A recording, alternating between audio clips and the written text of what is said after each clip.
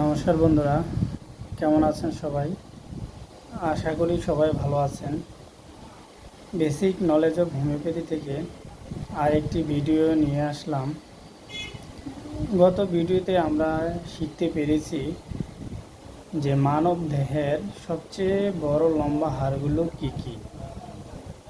তো আজকে আমরা শিখব মানব দেহের ছোট হাড়গুলা বা খাটো অস্থি শর্ট বোনগুলা কি কি।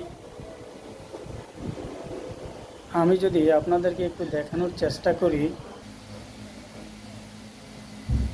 যে আমাদের হাতের যে কবজি বলি আমরা, এই রিস্ট জয়েন্ট, সেটাকে আমরা বলবো কার্পাল, এবং রিস্টের পরে যে হাতের তালুটা আছে সে হাতের তালুটাকে আমরা বলবো মেটাকার্পাল, এবং যে আঙ্গুলগুলো রয়েছে এই আঙ্গুলগুলো বলবো আমরা ফ্লাঞ্জেস।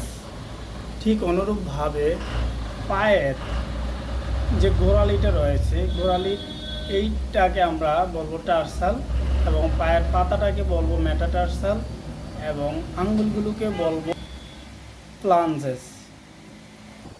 বন্ধুরা, আমরা সবাই হয়তো দেখতে পেয়েছি যে মানবদের শর্ট বোনগুলো কি কি, এবং আমি একটু দেখানোর চেষ্টা করেছিলাম।